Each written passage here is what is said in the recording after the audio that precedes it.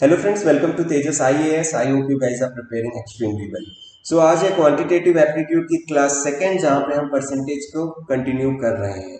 Quantitative aptitude की class one में हमने परसेंटेज के बेसिक वैल्यूज को समझा था, उसको किस तरह से फ्रैक्शन से परसेंटेज में कन्वर्ट किया जाता है और किस तरह से परसेंट से फ्रैक्शन में कन्वर्ट किया जाता है वो देखा था। इंपॉर्टेंट फ्रैक्शन की वैल्यूज देखी थी कि इस फ्रैक्शन का वैल्यू पे ये परसेंटेज होता है। सो अगर आपको क्वेश्चन में वो वाला परसेंटेज का वैल्यू दिखता है तो आप डायरेक्टली क्वेश्चन में फ्रैक्शन का वैल्यू पुट करके अपना टाइम बचा सकते हैं। ये सारे एग्जाम्स में क्वेश्चन सबसे बन जाता है, नहीं हो पाता है तो टाइम मैनेजमेंट। सो अगर आप इस तरह के क्वेश्चंस में डायरेक्टली अपना टाइम बचा लेंगे 15 से 20 सेकंड, तो आप पूरा पेपर कंप्लीट कर पाएंगे। और जो बच्चा पेपर में टाइम बचा लेते हैं या पूरा पेपर कंप्लीट कर जाता है, उसका चांस आपसे डबल हो जाएगा उस बच्चे से जो कि सिर्फ एक्यूरेसी पे ध्यान दे रहा है कि मैं अगर 10 क्वेश्चन करूँ तो बस 10 क्वेश्चन सही हो जाए। उससे ज्यादा उसका रिजल्ट आता है जो फुल पेपर दे के आता है, क्योंकि तब करेक्ट होने के चांसेस उसके ज्यादा होते हैं। ठीक है, तो आपको फोकस करना है कि आप पेपर कंप्लीट करो, उसके लिए आपको हर एक क्वेश्चन में 10 से 15 सेकंड बचाना है एज कम्पेयर टू दूसरे स्टूडेंट। सो इसलिए आप ट्राई करो कि जो भी मैं आपको ट्रिक समझाता हूँ आप उसको समझो और अप्लाई कर सको। ट्रिक याद करने के लिए मैं नहीं बोलता, जितना ज्यादा क्वेश्चंस को प्रैक्टिस करेंगे वो ट्रिक को इम्प्लाई करके अपने आप वो क्वेश्चन के साथ आप यूज टू हो जाएंगे, वो ट्रिक के साथ आप यूज टू हो जाएंगे, आपको इजी पड़ेगा वो सॉल्व करना। ठीक है, इसी के साथ आपको एक और इन्फॉर्मेशन देनी है कि अभी जैसे मैं आपको दो लेक्चर एक दिन में पढ़ा रहा था, एक रीजनिंग का पढ़ा रहा था और एक क्वांट का पढ़ा रहा था। बट मुझे ये लग रहा है कि शायद ये दोनों पढ़ाने से आपको एक बर्डन जैसा हो रहा है कि ये पढ़े, इसका प्रैक्टिस करे कि रीजनिंग का प्रैक्टिस करे कि क्वांट का प्रैक्टिस करे। सो अभी के लिए कुछ दिन के लिए या बोलूँ तो मैं एक महीना, अभी फर्स्ट के स्टार्ट के एक महीना के लिए हम ये करते हैं कि ऑल्टरनेट पे आपको वीडियोस मिलेगी। मतलब मंडे, वेडनेसडे और फ्राइडे को शाम 6 बजे आपको क्वांटिटेटिव एप्टीट्यूड की वीडियो मिलेगी, और ट्यूसडे, थर्सडे, सैटरडे को आपको रीजनिंग की वीडियो मिलेगी शाम को 6 बजे। ठीक है, एक बार फिर से बता रहा, मंडे, वेडनेसडे, फ्राइडे आपको मिलेगा क्वांट की वीडियो शाम को 6 बजे, और ट्यूसडे, थर्सडे और सैटरडे को आपको मिलेगा रीजनिंग की वीडियो शाम 6 बजे।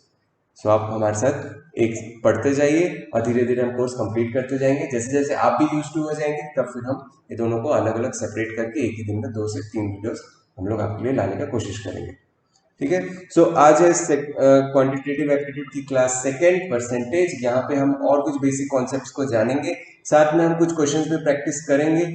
इस क्वेश्चन में मैं आपको पहले ट्रेडिशनल मेथड बताऊंगा कि क्वेश्चन को सॉल्व किया कैसे जाता है, जो बेसिक मेथड होता है उससे हम लोग सॉल्व करेंगे जिससे आपका कॉन्सेप्ट क्लियर हो सके। उसके बाद मैं आपको हर एक क्वेश्चन में उसके साथ अटैच्ड जो शॉर्टकट ट्रिक होता है वो बताऊंगा, सो दैट अगर आपको क्वेश्चन में टाइम बचाना है या अगर आप उस ट्रिक से कंफर्टेबल रहेंगे तो आपका टाइम बच जाएगा, 10 to 15 सेकेंड्स आप वहां पे बचा लोगे। ठीक है, हमारा मेन फोकस आपका यही है कि आपका क्वेश्चन भी बन जाए और साथ में आपका टाइम भी बच सके। ठीक है, so let's start with our today's lecture. चलिए देखते हैं आगे क्या है। ओके, सो पहले कुछ एक बेसिक कॉन्सेप्ट को आप समझ लो। जैसे अगर आपको क्वेश्चन में लिखा हुआ है what percent of x is y, ठीक है, या फिर लिखा है y is what percent of x, तो क्या ये दोनों एक है या फिर अलग है, और इसको सॉल्व करने का तरीका क्या होता है पहले हम लोग वो समझ लेते हैं। जैसे यहाँ पे क्या दिया हुआ है, what percent of x is a, मतलब x का कितना परसेंट y है। क्या बोल रहे हैं, फिर से बता रहा हूं, x का कितना परसेंट y है। तो सपोज वो कितने को मैं ले लेता हूं a, सो ये क्या हो गया, a परसेंट ऑफ x, ये हो गया y के बराबर। ठीक है, इसको आप कैसे लिखोगे, a percent of x is y। So आपको क्या निकालना है, a निकालना है। So a upon 100 into x is equal to y. So a की वैल्यू आपको क्या मिल जाएगा, y बाई x इंटू 100, ये आपकी वैल्यू होगी। What percent of x is y, x का कितना परसेंट y है। सो आपने इसको क्या लिख दिया, व्हाट परसेंट को आपने, मतलब आप किसी भी चीज को अगर एज्यूम करते हो तो सपोज x करते हो, बट यहाँ पे x ही पहले से दिया हुआ इसलिए मैंने a लिख लिया। सो a परसेंट ऑफ x कितना हो जाएगा, y के बराबर। तो आपको क्या फाइंड आउट करना है, a फाइंड आउट करना है। सो इस तरह से आप इसको सॉल्व करोगे। नेक्स्ट यहाँ पे लिखा है y is what percent of x, y x का कितना परसेंट है। मतलब आप इसको किस तरह से इक्वेशन में लिखोगे, y इज फिर से व्हाट परसेंट को आप a% लिखेंगे, a% ऑफ x। सो मतलब ये दोनों है सेम, बस ये लिखने का तरीका आपको कभी इस तरह से क्वेश्चन में दे देगा, कभी इस तरह से आपको क्वेश्चन में दे देगा, बट आपको ये लिखने का तरीका यही है कि y is a% of x या फिर a% of x is y। तो अभी इसको भी सॉल्व करो, y is equal to a upon 100 into x। So फिर यहाँ पे हो जाएगा y into 100 upon x is equal to a। ठीक है, सो इसको सॉल्व करने का तरीका एक ही है, बट ये लिखने का तरीका अलग अलग है। पहले वाले का है कि what percent of x is y, x का कितना परसेंट y है, और दूसरा है कि y is what percent of x, y x का कितना परसेंट है। बस ये बोलने का तरीका अलग अलग है, लेकिन सॉल्व करने का मेथड यही है। ठीक है, चलो अब नेक्स्ट चीज देखते हैं। तो चलो ये क्वेश्चन से हम लोग इसको एक प्रैक्टिस कर लेते हैं कि एग्जाम्पल से। सपोज आपको क्वेश्चन दिया हुआ है what percent of 10 is 4, what percent of 10 is 4। सो मतलब इसका क्या हुआ, क्या पूछ रहे हैं कि 10 का कितना परसेंट 4 है, या 4 10 का कितना परसेंट है, 4 10 का कितना परसेंट है। तो पहले आप इसमें आइडेंटिफाई करो कि इसमें पूछ किसके बारे में रहा है, इस क्वेश्चन में पूछ किसके बारे में रहा है। इसमें पूछ रहा है 4 10 का कितना परसेंट है, मतलब 4 के बारे में पूछ रहे हैं। सो आप क्या करना, जिसके भी बारे में पूछेगा उसको न्यूमरेटर में लिखना, और डिनोमिनेटर में किसको लिखोगे, जिसके रेस्पेक्ट में पूछ रहा है, जिसके साथ वो पूछ रहा है। जैसे 4 10 से 10 का कितना परसेंट है, जो 10 को आप डिनोमिनेटर में लिखोगे, जिसके रेस्पेक्ट में पूछा जाएगा वैल्यू उसको आप डिनोमिनेटर में लिखोगे, और फ्रैक्शन को परसेंट में कन्वर्ट करने का तरीका है इनटू 100% कर दोगे, तो यहाँ पे आपका आंसर आ जाएगा 40%।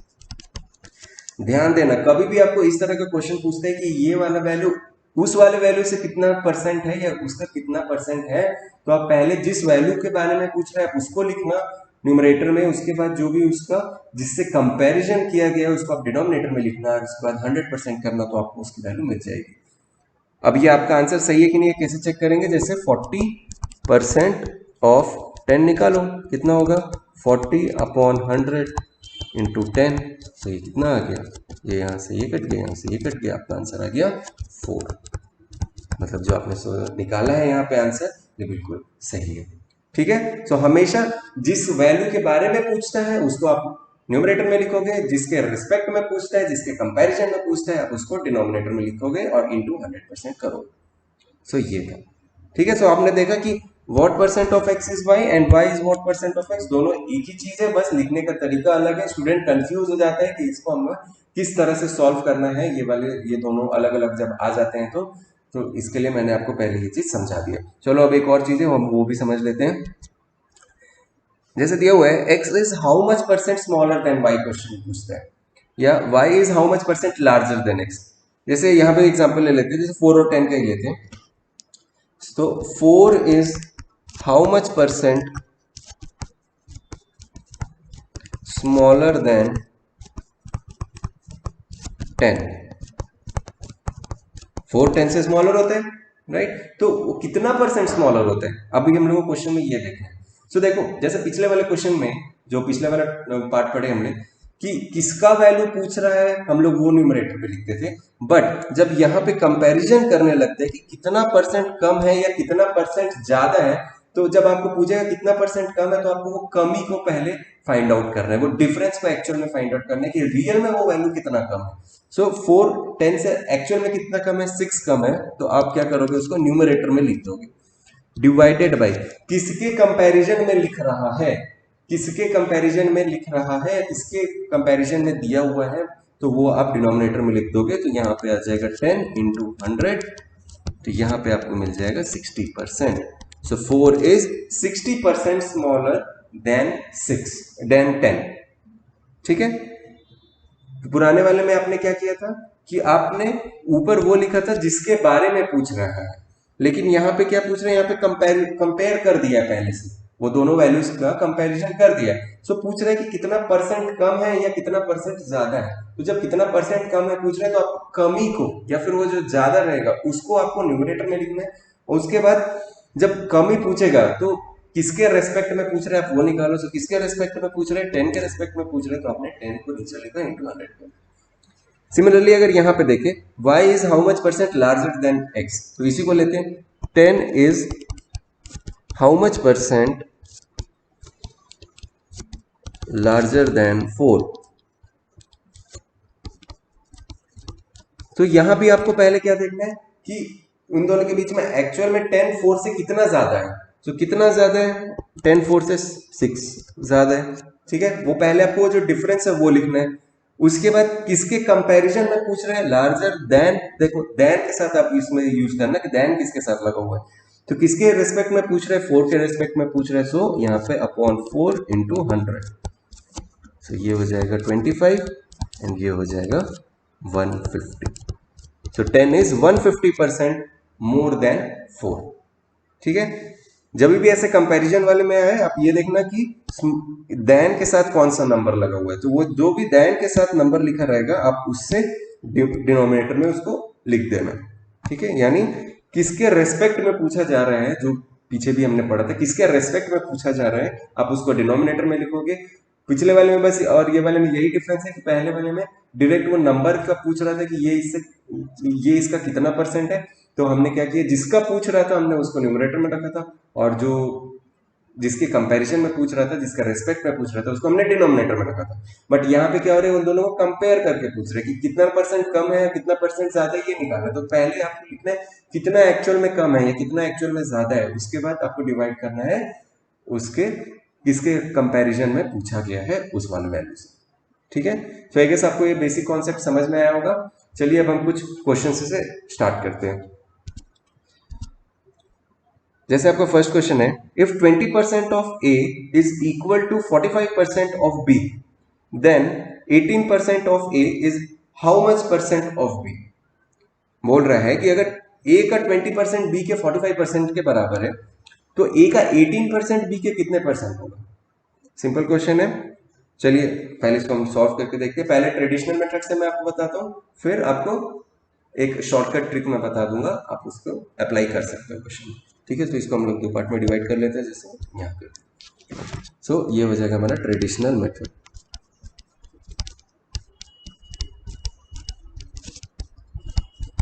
अब से मैं ट्रेडिशनल मेथड को टीएम करके रिप्रेजेंट करूंगा। सो आप हमेशा समझना टीएम लिखा हो मतलब ट्रेडिशनल मेथड। सो आप पहले वर्डिंग्स के हिसाब से लिखते जाओ। मैथ्स का क्वेश्चन सॉल्व करने के लिए सबसे आसान तरीके कि जो लिखा हुआ है आप उसको लिखते जाओ, ठीक है। तब आप आराम से क्वेश्चन सॉल्व कर जाओगे। हम लोग पहली क्वेश्चन कैसे सॉल्व होगा ये सोचने लग जाते हैं, करके हम फंस जाते हैं। तो कभी भी आपको क्वेश्चन दिया हुआ, आप जो दिया हुआ आप उसको लिखते जाओ, उसको वर्ड्स को समझो, वो आपको क्वेश्चन का सॉल्यूशन वहीं पर लिखा रहता है, बस आप वो वर्ड्स को समझो और उसको लिखते जाओ, फिर अपने आप आपको समझ में आएगा कि मेरे को यहाँ पे क्या चीज करना है, ठीक है। तो सबसे पहले आप लिखो 20% of A is equal to 45% of b, यही दिया है। सेम चीज हमने लिख दिया, कुछ भी मैंने इसमें नहीं किया। तो अब आप क्या करना, यूनिटरी मेथड हमने बचपन में पढ़ा था, तो यहाँ पे आपको क्या करो, 1% ऑफ ए कितना हो जाएगा वो निकाल लो। ये हो जाएगा 45 अपॉन 20% ऑफ बी, ठीक है। सो अब आपको कितना पूछ रहे हैं, 18% ऑफ ए पूछ रहे हैं। So 18% of a will be how much, 45 upon 20 into 18% of b हो जाएगा, ठीक है। सो ये हो जाएगा 4 से 2 से करो 10 एंड ये 9, 45 9 जा 405 बाई 10 यानी 40.5% ऑफ बी। सो मतलब 18% of a will be equal to 40.5% of b, ठीक है। इजी था, कुछ भी मैंने अलग से तो नहीं किया, जो हम पढ़े हुए हैं उसी चीज को मैंने इसमें अप्लाई किया। सबसे पहले जो वर्डिंग लिखा हुआ है 20% of A is equal to 45% of b, उसको एज इट इज लिख दिया। उसके बाद मैंने क्या किया, इसका 1% निकाल दिया। 1% कितना हो जाएगा, 45 upon 20 of b, percent percent दोनों कैंसिल हो जाएगा, तो 45 बाई 20 ऑफ बी। उसके बाद मैंने क्या किया, 18% ऑफ ए पूछा है तो मैं 18% ऑफ ए लिखा, 1% कितना है तो 18% उसका मल्टीप्लाई हो जाएगा, तो 45 बाई 20 इंटू 18% ऑफ बी यानी आ गया 40.5% ऑफ बी, ठीक है। इजी था, ये हो गया ट्रेडिशनल मेथड। अभी इसका कुछ एक ट्रिक होता है, सॉल्व करने का तरीका होता है, मैं आपको वो भी बता देता हूँ। Suppose if x% of a is equal to y% of b, ऐसा आपको क्वेश्चन में दिया हुआ है, जैसे यहाँ पे दिया हुआ है 20% of A is equal to 45% of b, मतलब x क्या हो गया 20 हो गया, y क्या हो गया 45 हो गया। Then z% of A is equal to yz upon x% of B. तो z% क्या हुआ यहाँ पे 18% ऑफ ए हुआ। तो देखो जैसे मैं यहाँ पे मैं आपको करके दिखाता हूँ, x अपने पास क्या हो गया 20 हो गया, y अपने पास क्या हो गया 45 हो गया, एंड z अपने पास क्या हुआ 18 हुआ। सो z% of a will be how much yz upon x% of b। तो अब सबकी वैल्यू पुट करो, z का मतलब हो गया 18% of a is equal to y की वैल्यू होगी 45 इंटू 18 अपॉन 20 ऑफ b। सो ये वाला वैल्यू कितना है आपका 40.5% ऑफ b। ठीक है, आप डायरेक्टली ये वाला फॉर्मूला लिख के yz upon x% of b लिख के आप इसको सॉल्व कर सकते हो। सो ये हो गया आपका शॉर्ट ट्रिक।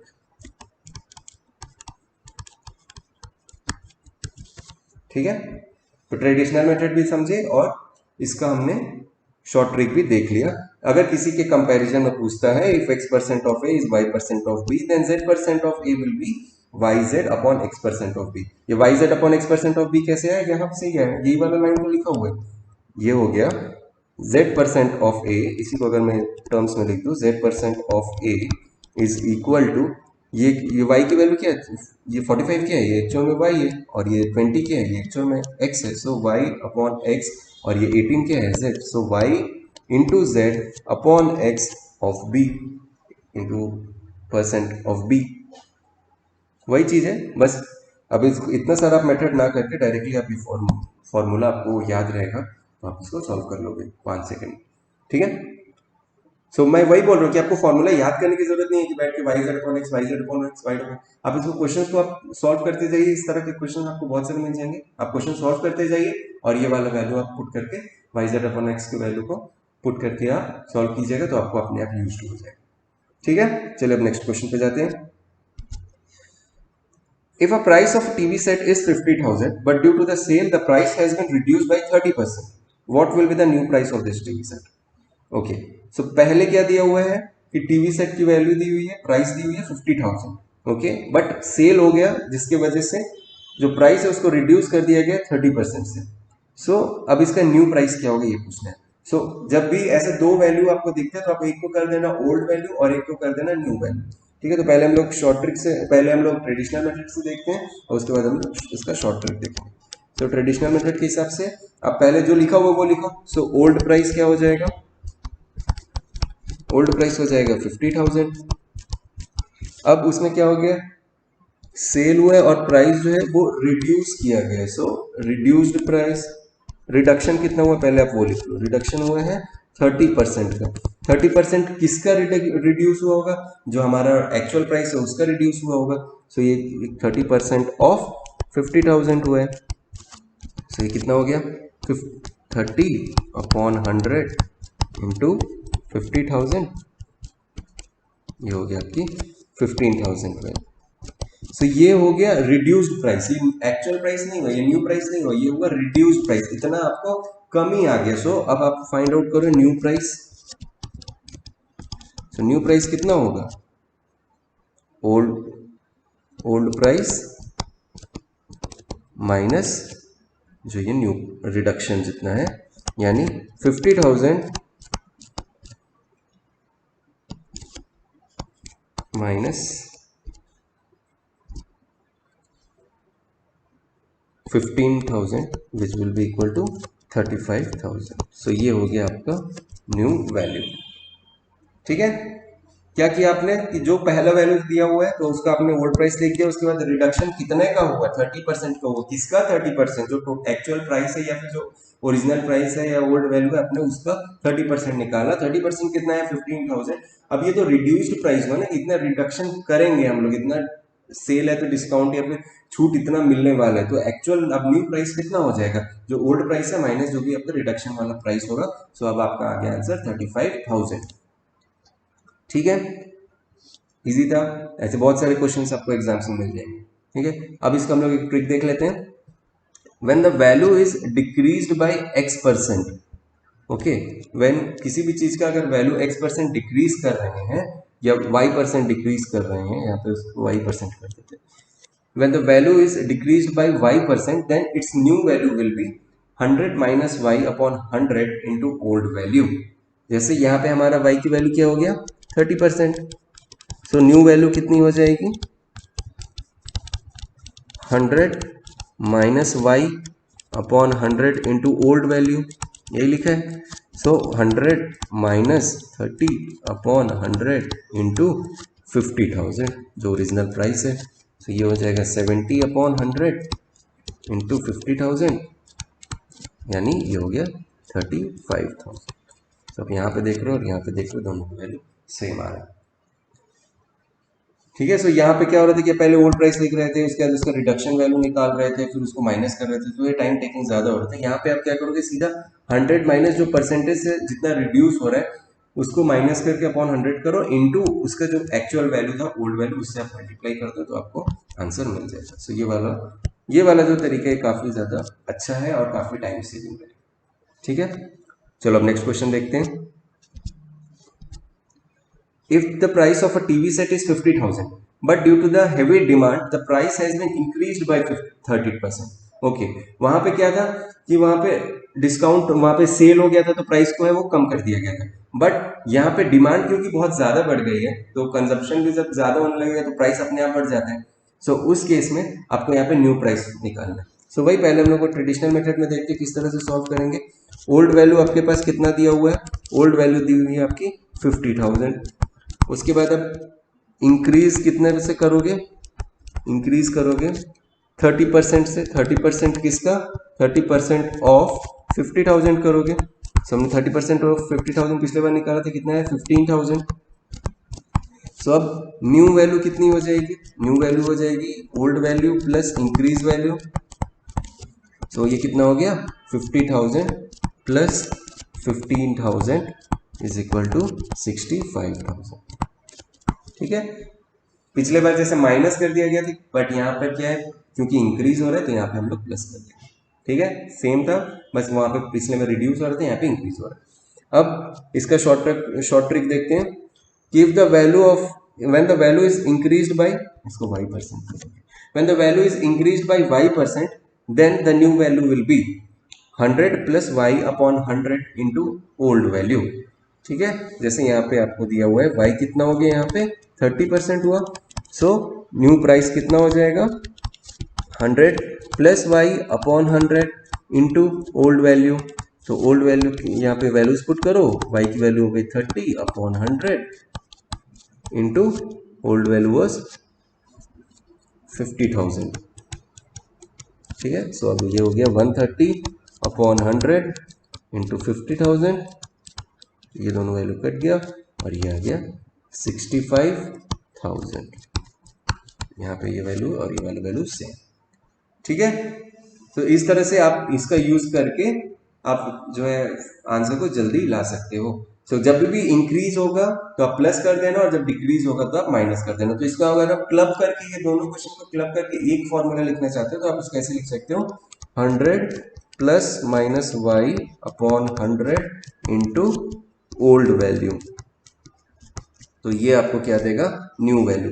तो जब इंक्रीज होगा तब आप प्लस लिख लेना और जब डिक्रीज होगा तो आप माइनस कर देना।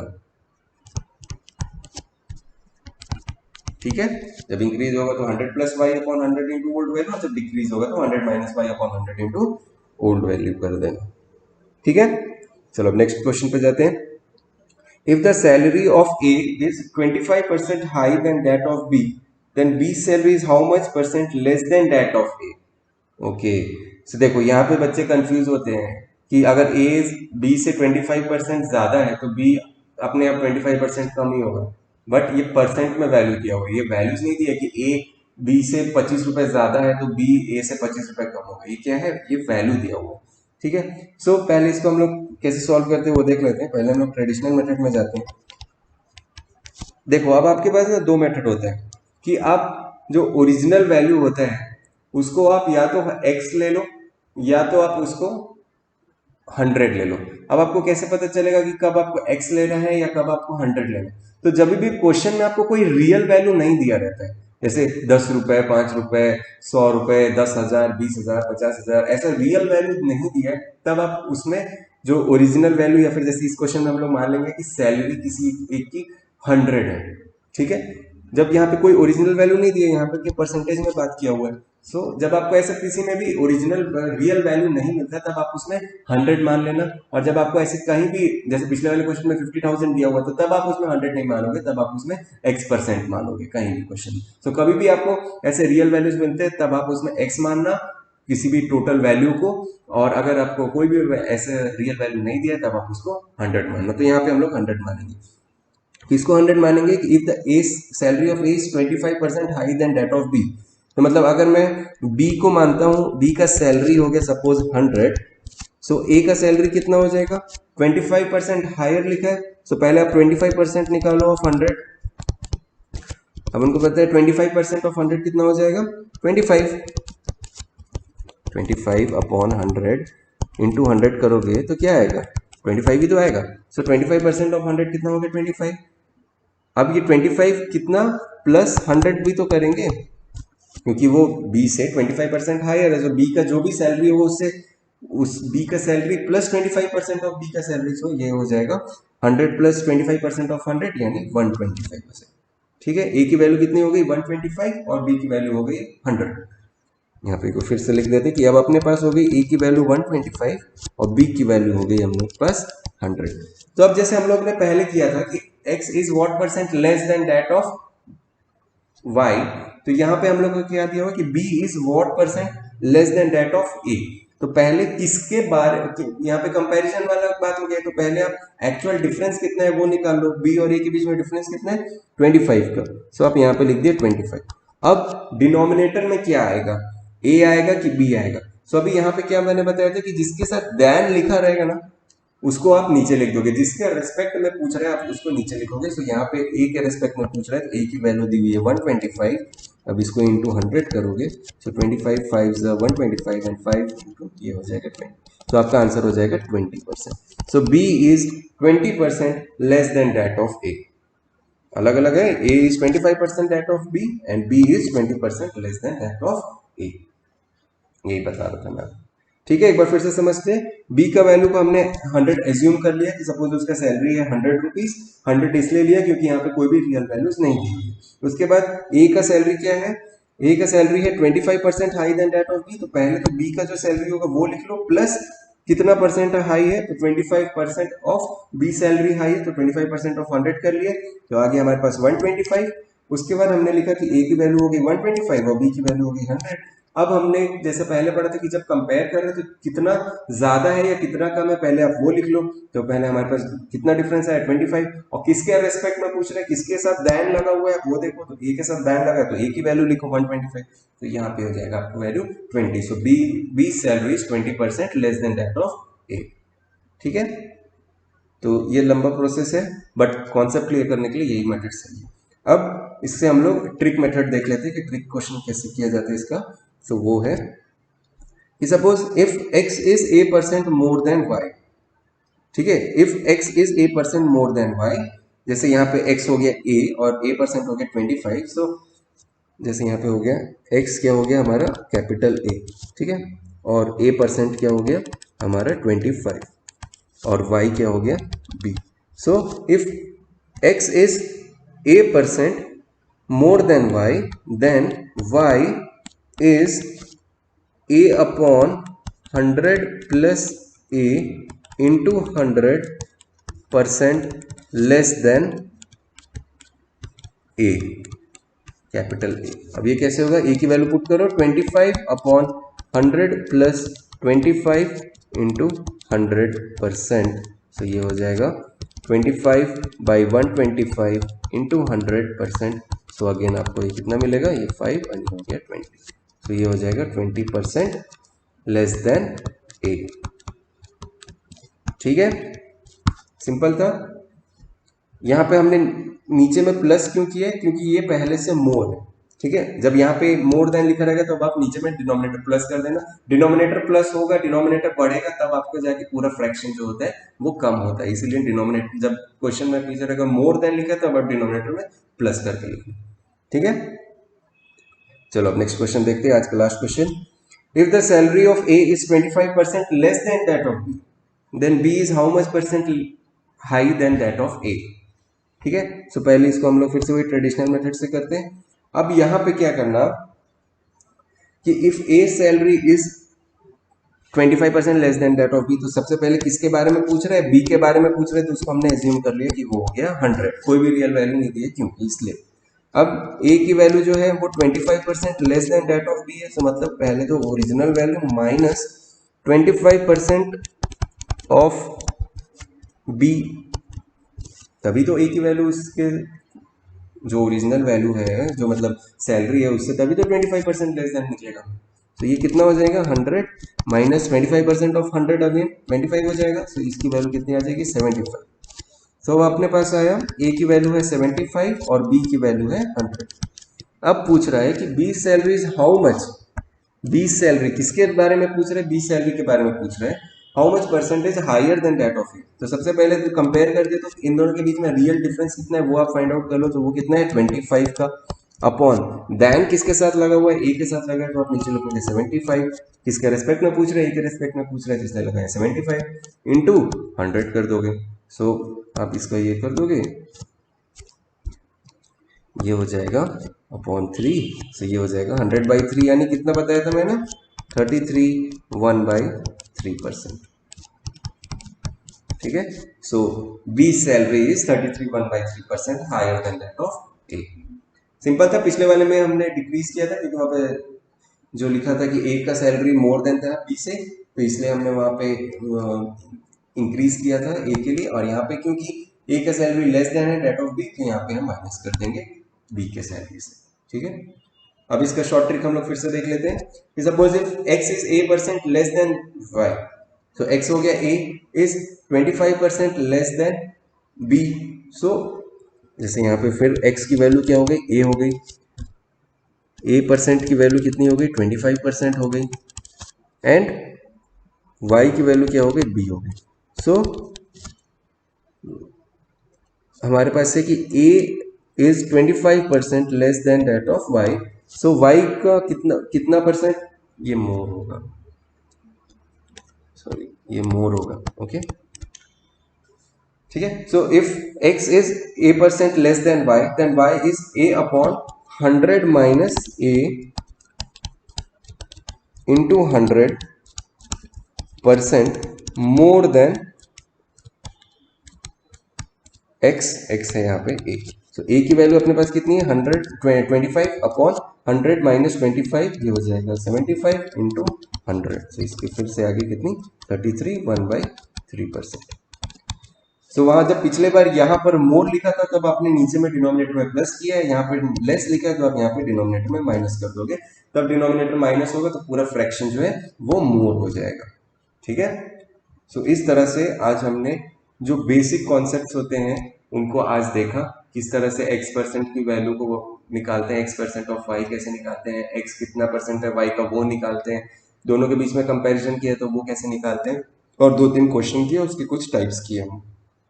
ठीक है, सो आई होप आपको आज की क्लास समझ आई होगी और आपको अच्छा लगा होगा, आपको लगा होगा कि ये इजी क्लासेस है, आपको बेसिक लेवल से आपको समझाया जा रहा है, ये सारे क्वेश्चंस आपको एग्जाम में आराम से मिल जाएंगे, आप कोई भी बुक उठा लेना आपको ऐसे ही टाइप के क्वेश्चन मिलते हैं क्योंकि यही क्वेश्चंस आपको एग्जाम में आए थे।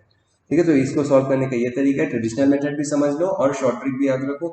कुछ स्टूडेंट बोलते हैं कि कितना भी शॉर्ट ट्रिक करा लो एग्जाम में जाके याद नहीं रहता, हम ट्रेडिशनल मेथड में जाते, वो इसलिए कंप्लेन करते हैं क्योंकि आपने उतनी प्रैक्टिस ही नहीं की, आप एक बार ऐसे करके जाओगे तो आपको कैसे याद हो जाएगा।